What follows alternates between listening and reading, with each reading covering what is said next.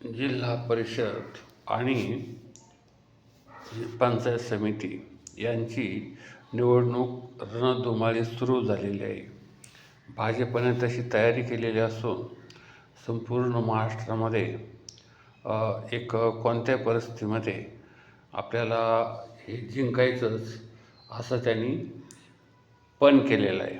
आणि मग त्यामधून ही महायुती जी आहे, या महायुतीचे जे लोक आहेत हे एकंदरीत दृष्टिकोनातून सर्व जिल्हा परिषदा, पंचायत समित्या आणि महानगरपालिका आपल्या ताब्यात कशा येतील यासाठी सदोदित प्रयत्नशील राहणार आहेत. आता संगमनेरचं जर वेगळं राजकारण वेगळं आहे. अमोल खताळ आणि माजी खासदार सुजय विखे हे एका बाजूने आणि दुसऱ्या बाजूने एक निलेश लंके, त्यानंतर थोरात आणि वाकचौरे हे दुसऱ्या बाजूने, अशा पद्धतीचा हा सामना होणार आहे. पण इथे एक महत्त्वाची गोष्ट, सर्वात महत्त्वाची गोष्ट म्हणजे हे कारखान्यामुळं तुम्ही जर म्हणत असाल की विखे आणि हे थोरात कारखान्यात जिंकले आपापल्या, तर तो एक भ्रमनिरास आहे. कारण कारखान्यामध्ये अगोदरच फिल्डिंग लावलेली होती आणि जर समजा ह्या अमोल खताळ यांनी जर आपलं कारखान्यामध्ये काही आपले उमेदवार जर उभे केले असते, निवडून आणले असते, तर वेगळा प्रकार झाला असता. आता हे आपले जे जिल्हा परिषदेचे जे गट आहेत त्यामधून बघा, हा समनापूर गट, या समनापूरमध्ये 2 गण येतात. एक निगोज गट आणि दुसरा आपला एक समनापूर गट. तर ह्या निमोण गणामध्ये निमोण, नान्नजदुमाला, पारेगाव बुद्रुक, पळसखेडं, पिंपळं, करळ, सोनेवाडी, पारेगाव खुर्द आणि सोनोशी या ग्रामपंचायती येतात. आता या ग्रामपंचायती जरी यामध्ये आलेला असला तरी येथे साधारण समसमान जरी चाललं तरी येथे शेवटी एकंदरीत दृष्टिकोनातून जर पाहिलं तर थोरातचे उमेदवार आणि एक अमोल खताळ यांचे उमेदवार हे समसमान जरी चालले तरी इथे एक थोरातांचा विजय होणं शक्य असं वाटतंय. कारण या गणामध्ये दुसरं जे गण आहे, हा समनापूर गणमध्ये आलेले. या समनापूर गणामध्ये समनापूर, सुकेवाडी, कुरण, मालदाड, पोखरी हवेली आणि खांजापूर या गणामध्ये शेवटी एक समसमान जरी चालले तरी थोराताचे उमेदवार येथे पुढे राहतील, एक अशी अपेक्षा एक साधारण दौऱ्यानंतर समजते. ऐनवेळेस यामध्ये थोडासा फरकही पडू शकतो, पण अटीतटीचे लढत आहे. त्यानंतर दुसरा जो प्रकार आहे तो म्हणजे समनापूरनंतर दुसरा जो गण आहे आणि त्या गणामध्ये म्हणजे एकंदरीत दृष्टिकोनातून जर बघितलं आपण तर या दुसऱ्या गणामध्ये आपल्याला एक चांगल्या पद्धतीचं एक वातावरण कशा पद्धतीचं होईल हे आपल्याला पाहता येईल. तर दुसरा जो गट आहे तो आहे तळेगाव गट आणि या तळेगाव गटामध्ये साधारण 2 येतात. तळेगाव गण येतो आणि एक दुसरा एक आपला कोकणगाव गण येतो.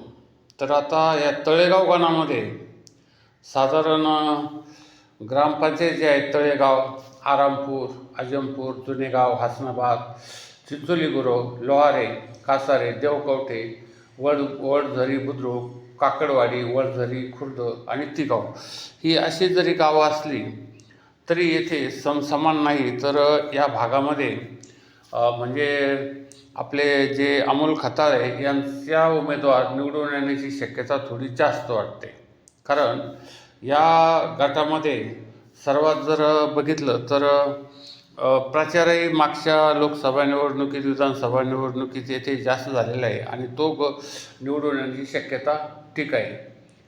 त्यानंतर दुसरा जो कोकणगाव गण आहे, यामध्ये कोकणगाव, मनवली, कवठे कमलेश्वर, निळवंड, मेंढवर, मिरपूर, कोंची, मांची, करुले आणि शिवापूर येथेही एक आपले जे अमोल खताळ आहेत आमदार, यांचे उमेदवार पुढे राहण्याची फार मोठी शक्यता आहे, जरी टप झाली तरी. कारण या भागामध्ये ऊस उत्पादक किंवा जे डोंगर भाग जर असला, म्हणजे मालरान ज्याला आपण म्हणू, किंवा कोरडवाहू अशा भागामध्ये हे खताळ 100% पुढं चालणार, यामध्ये काही वाद नाही.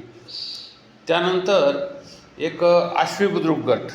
आता आश्वी बुद्रुक गट यामध्ये एक महत्त्वाची गोष्ट लक्षात घ्या की येथे बागायतदार भाग आहे. याच्यामध्ये जर बघितलं आपण तर याच्यामध्ये फक्त आश्वी बुद्रुकमध्ये आश्वी बुद्रुक ग्रामपंचायत, निमगाव जाळी, चिंचपूर बुद्रुक, उमरी, बाळापूर, सादतपूर आणि औरंगपूर हे 4च गावं येतात. आणि या गावामधून जो गणमधून उमेदवार निवडून जाणार आहे, तर तोही विखेच्या आशीर्वादाने आपले अमोल खताळ यांचाच असू शकतो, ही 100% म्हणजे त्याच्यामधून महत्त्वाची गोष्ट लक्षात घेता येईल.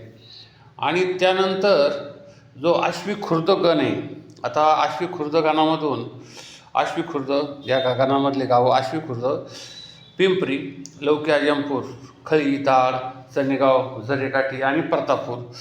तर ही जी गावं आहे, ही नदीच्या किनाऱ्याची गावं आहेत. फक्त खळे आणि आपलं पिंपरी लौकी हे थोडंसं डोंगर भागामध्ये जरी आले तरी येथे अमोल खताळाचा माणूस निवडून येणं सहज शक्य आहे. कारण हा जो दाड खुर्द किंवा दाड बुद्रुक हा जो भाग आहे, हा जरी बागायतदार असला तरी येथे एक विख्यांचं वर्चस्व फार मोठ्या प्रमाणात असल्यामुळं ते निवडून येण्याची शक्यता सर्वात जास्त आहे. त्यानंतर जोरवे गट येतो. तर ह्या जोरवे गटामध्ये एक जोरवे गण आहे.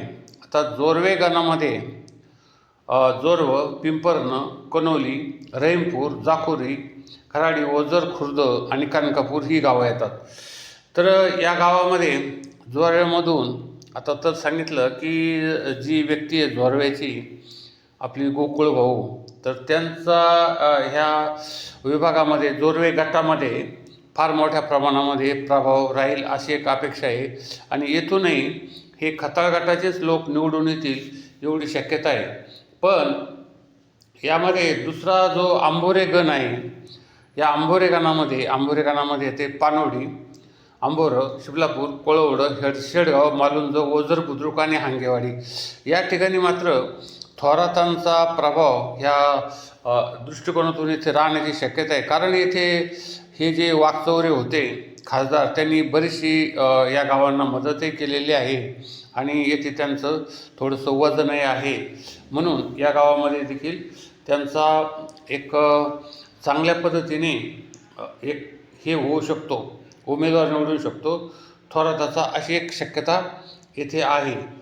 त्यानंतर संगमनेर खुर्द हा जो गट आहे, यामध्ये एक बघितलं तर खताळ हेच पुढे राहतील अशी एक अपेक्षा आहे. कारण संगमनेर खुर्दमध्ये वडगाव पान, कोलेवाडी, रायतेवाडी, देवगाव, रायते, वाघापूर, माळेगाव, हवेली, निमगाव, टेंबी, शिरापूर ही गावं येतात.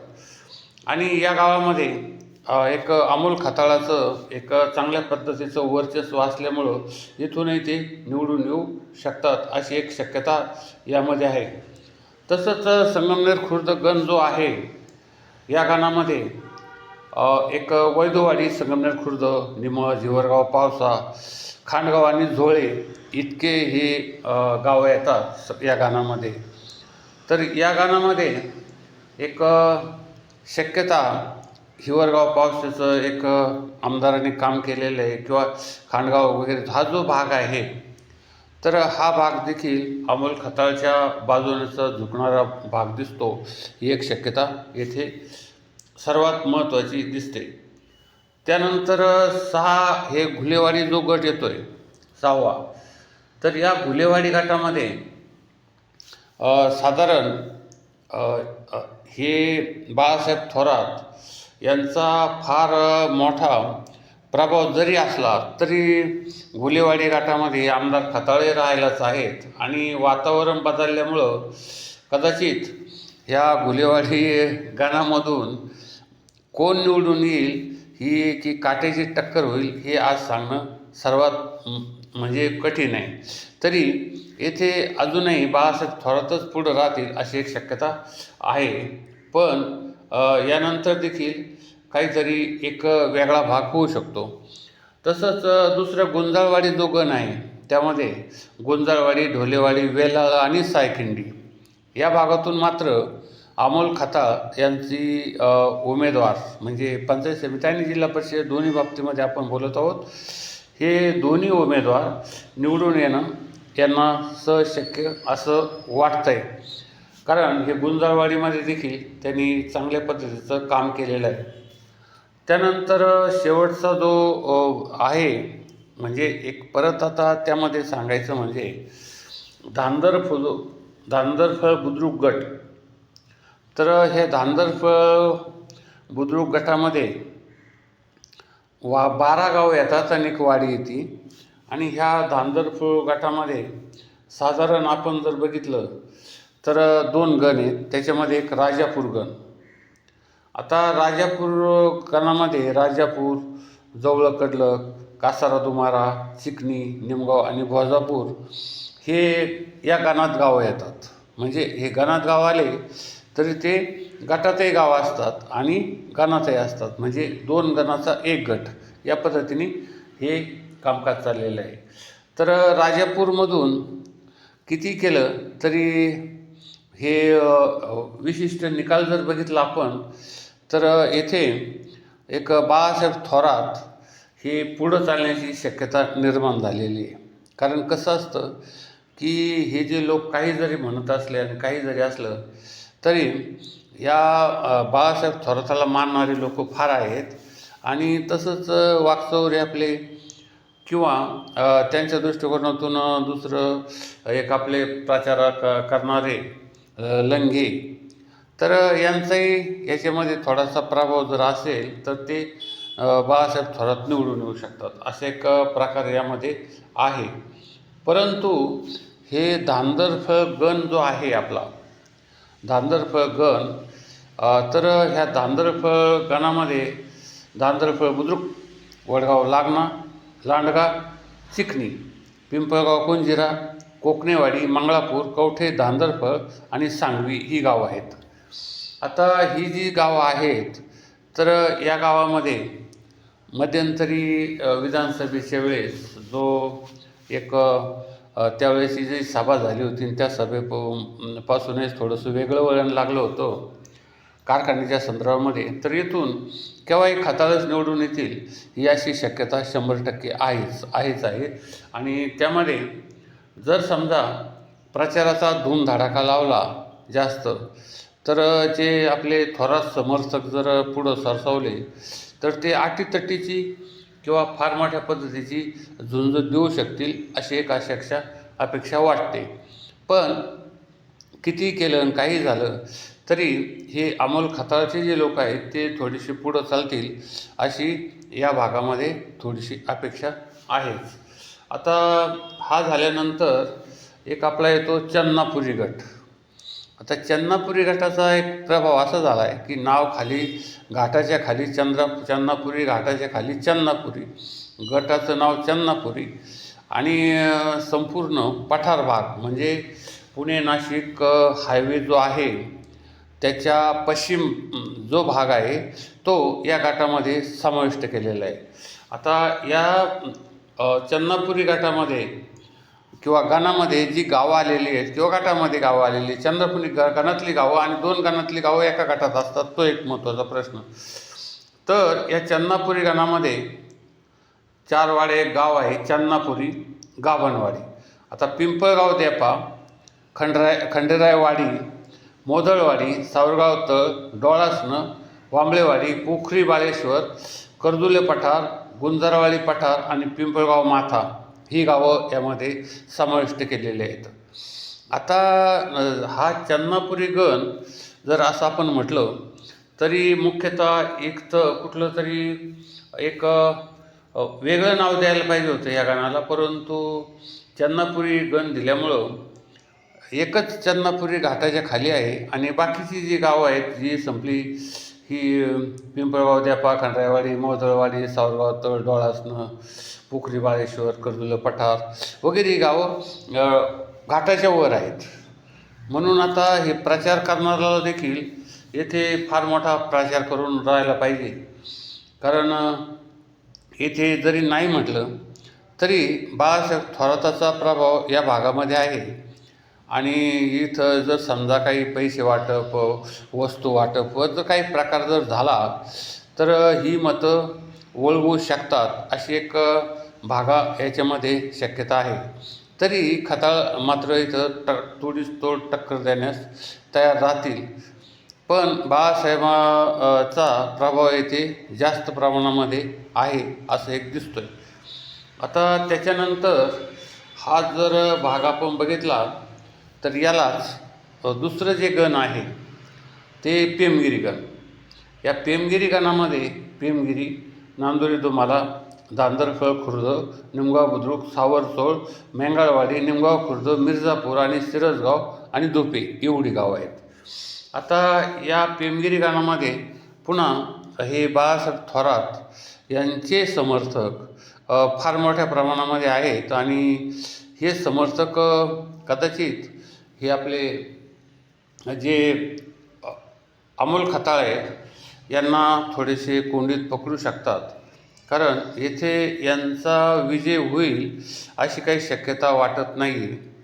तरी पण लढाई फार ही टपासटप होईल अशी एक शक्यता वाटते. म्हणून आता हे आपण या बाबतीमध्ये कदाचित अमोल खताळा जर चांगल्या पद्धतीने प्रचाराच्या यामध्ये आले तर त्यांचाही माणूस येथे निवडून येऊ शकतो अशी एक शक्यता यामध्ये आहे.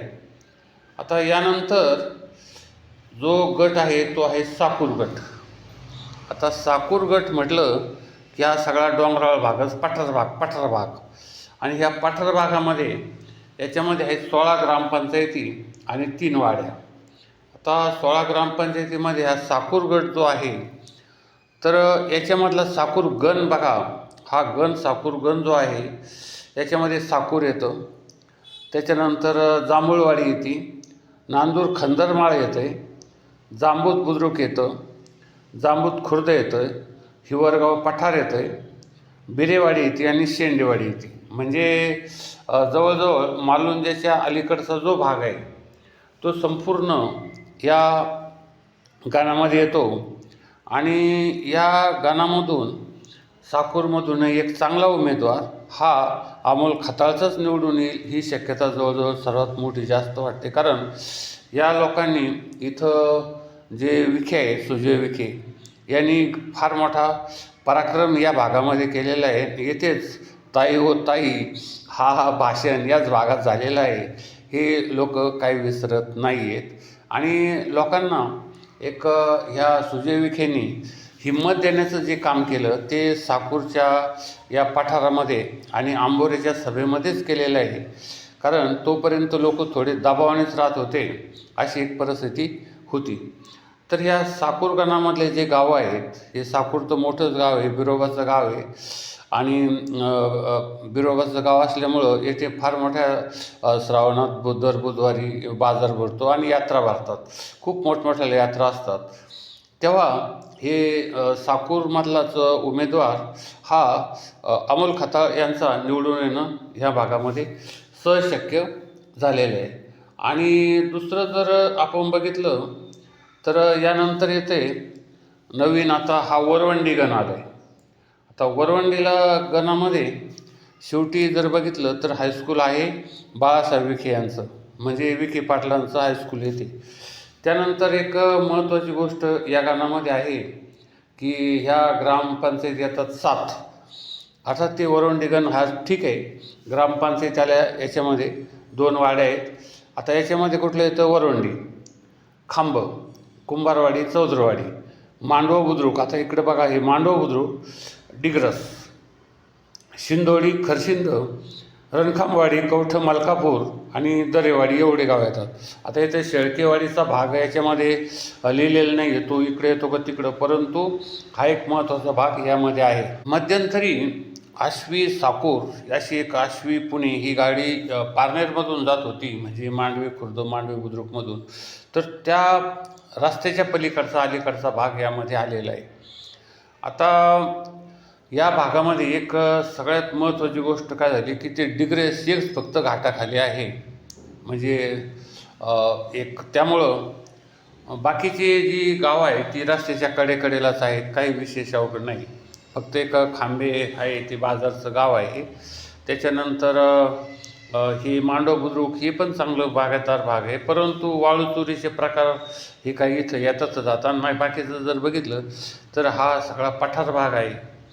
आणि ह्या वरवंडीचा जो तलाव पूर्वी 1978 साली मंजूर केला होता, त्याला भेग पडली, तो तसाच पडलेला आहे. तर ह्या गाणामधला तो माणूस कदाचित हे करू शकेल, हा निवडून येऊ शकेल. परंतु येथे सध्या भाऊसाहेब थोरातांचे किंवा बाळासाहेब थोरात यांचे समर्थक फार मोठ्या प्रमाणामध्ये आहेत. पण एक महत्त्वाची गोष्ट जर झाली तर अमोल खताळ येथूनही निवडून येऊ शकतात, ही एक शक्यता यामध्ये आहे. आणि जर शेवटी उमेदवार महत्त्वाचा असला तर तो येऊ शकतो, कारण या भागामध्ये सुधारणा करण्यासाठी खूप खूप महत्त्वाच्या गोष्टी आहेत. कारण वरवंड्याच्या खाली जी बारव होती, जी आज बुजवलेली आहे, अहिल्याबाईची बारव, किंवा घाटाचं वरवंडी पानवडी घाटामधलं जे काम राहिलेलं आहे ते सिंगल, त्याच्यामध्ये सगळा रस्ता उकडलेला आहे, तोही काम करणं एक महत्त्वाची गोष्ट आहे. त्यानंतर विविध जर बघितलं तर खांब्याच्या पुढं जो म्हैसगाव येतो तो राहुरी तालुक्यात येतं. पण खांब्यापासूनचा जो भाग आहे, मग शिंदोडी असो किंवा इकडं डिग्रस असो किंवा खरसिंदा असो, खरसिंद्याचा रस्ता देखील आता ठीक झाला आहे, तो चौदरवाड्यावरून जाणारा. आणि रणखांबवाडी हा रस्ता पण ठीक आहे. कवठे मलकापूरचं जुनं कवठे मलकापूरला यावेळेस भूताचं गाव म्हणत होते, आता ते गाव उठलं आहे, दुसरीकडे गेलं. आणि त्यांच्या शेजारी शेळकेवाडीचा माजी जिल्हा परिषद सदस्य होता शेळकेवाडीमधून. तर यामध्ये शेवा बाळासाहेब थोराताचा माणूस हा पुढं राहील अशी एक शक्यता वाटते. पण कदाचित आपले जे अमोल थोरात आहेत यांचाही माणूस येथे निवडून येऊ शकतो आणि चांगले कामं करू शकतो. तर आता ह्या वरवंडीकरण झाल्यानंतर हा शेवटचा जो गट आहे आपला संगमनेर तालुक्यातील, तर संगमनेर तालुक्यातील शेवटचा गट आहे बोटा गट. आणि हा बोटा गट जर बघितलं तर या गटामध्ये 20 ग्रामपंचायती आणि 8 वाड्या आहेत. तर ह्या बोटा गटामध्ये आता पहिला आला खंदरमाळवाडी गण. आता ह्या खंदरमाळवाडी गणामध्ये खंदरमाळवाडी, आंबी खालसा, कवठं बुद्रुक, सारोळ पठार, जवळे बाळेश्वर, कवठेवाडी, सावरगाव घुले, वनकुटं, कवठे खुर्द, खांडगेदारा, वरोडी पठार, माळेगाव पठार, बोरबनवाडी आणि महालवाडी एवढे गावं येतात यामध्ये. आणि हा सगळा डोंगराळ भाग असल्यामुळं आणि सगळा पठार भाग असल्यामुळं येथे बाळासाहेब थोरातांना मानणारी लोक खूप आहेत. परंतु आता येथे जर सगळ्यात महत्त्वाची जर गोष्ट बघितली तर हे अमोल खताळ यांचा माणूस येथून निवडून येऊ शकतो अशी शक्यता असली तरीही बाळासाहेब थोरात थोडे पुढं चालतील अशी एक शक्यता या भागामध्ये असते. कारण शेवटी एक महत्त्वाची आणि सगळ्यात महत्त्वाची गोष्ट म्हणजे पैशाचा प्रभाव किंवा दातृत्वाचा प्रभाव हा एक निवडणूक निकालावर फार मोठ्या प्रमाणाचा हे करू शकतो. आता हा जो भाग आहे हा खंदरमाळवाडी किंवा आंबी खालसा, आणि हा जो भाग आहे तर या भागामध्ये निश्चितपणे काय होईल हे काय सांगता येत नाही. आता त्यानंतर शेवटी बोटा एक गण आहे आणि हा एक गण या गणामध्ये 6 ग्रामपंचायत, 1 वाडी, याच्यामध्ये आहे घारगावचा पेढा, आंबी दुमाला, बोरदरी, पेमरेवाडी, कुरकुटवाडी, कुरकुंडी आणि मसवंडी हे आहेत. हाही डोंगराळ भाग. घारगावमधून जाते नदी, त्याच्या नदीच्या अलीकडं आणि पलीकडं जर बघितलं आणि घाटाच्या वर खाली हा डोळसण्यापर्यंतचा जो घाट आहे तोपर्यंतचा हा भाग आहे. आणि यामध्ये सर्वात महत्त्वाची गोष्ट म्हणजे हाही भाग बाळासाहेब थोरात यांच्याकडं जाईल अशी एक शक्यता निर्माण होते. परंतु आता हे शेजारी यांच्यामध्ये हा जर समजा घारगावचं एक चांगल्या पद्धतीने जर काज बघितलं आपण, तर हे लोक एक अमोल खताळ याच्या बाजूने निवडून येऊ शकतात किंवा निवडणूक देऊ शकतात किंवा त्यांचा माणूस. आता इथे आपण ह्या फक्त पुढाऱ्यांची नावं घेतली, परंतु गावोगावच्या लोकांची नावं घेणं हे काही योग्य वाटलं नाही म्हणून ती गावं घेतली नाही. परंतु हे घारगाव हे आता थोडंसं पोलीस स्टेशन इथे आहे आणि थोडं विकसित गाव आहे. तर त्यामुळं ह्या घारगावचा जो माणूस असेल तर तो मग थोराताचा असो विखेचा असो तो चांगल्या पद्धतीने निवडून येऊ शकतो अशी एक शक्यता एक निर्माण झालेली आहे. आता ह्या निवडणुकीचा जो महत्त्वाचा मुद्दा सर्वात महत्त्वाचा मुद्दा असतो आणि तो म्हणजे ह्या निवडणूक काळात तुम्ही प्रचारतंत्र कसं वापरता आणि प्रचाराचा जो भाग असतो तो जर आपण बघितला तर ह्या प्रचार जर धडाकेबाज केला किंवा साधारण रात्र दिवस न पाहता जरी प्रचार केला तरी तो माणूस निवडून येतो. आणि आता प्रत्येक गावामधील लोक गावोगाव गणानुसार आणि गटानुसार आपापले भेटून एकमेकांना भेटून एक छुपा पद्धतीचा प्रचार आहे त्यांनी सुरू केलेला आहे. आणि त्यामधून आता नेमकं असं जर झालं तर यांचा हा जो प्रचार सुरू झालेला आहे तो अतिशय व्यवस्थितपणे आणि चांगल्या पद्धतीने ते लोक करत आहेत. आता ऐनवेळेस जर बघितलं तरी हा जवळजवळ 80% अमोल खताळच्या बाजूनं निकाल जरी लागत असला तरी ऐनवेळेस हा 80% निकाल फिरवण्याची क्षमता ह्या बाळासाहेब थोराताकडं आहे. पण आता बाळासाहेब थोराताचं जवळजवळ संपल्याच जमा आहे असं म्हणायला काही हरकत नाही आहे. कारण कारखाना सोडला तर संगमनेरचे जे एकंदरीत दृष्टिकोनातून जर बघितलं सह्याद्री याच्यामध्ये भ्रष्टाचार किंवा इकडं ते तुमचं काय विविध प्रकारचे जे वाळू किंवा इतर काही हे म्हणजे पहिला दबाव होता लोकांवर आणि लोक स्तब्ध होते. पण आता तसं काही राहिलेलं नाही. लोक धडाधड पोलीस स्टेशनला जाऊन आपल्या तक्रारी करतात आणि शांतता आणि जे लोकांचं जे सत्यता आहे ती हळूहळू बाहेर यायला लागलेली आहे. तर आता आमचं हे ATM न्यू वर्ल्ड चॅनल संपूर्ण महाराष्ट्रामध्ये लाखोच्या संख्येने लोक बघत असतात. आपण या चॅनलला जास्तीत जास्त शेअर, लाईक, सबस्क्राईब करा. धन्यवाद.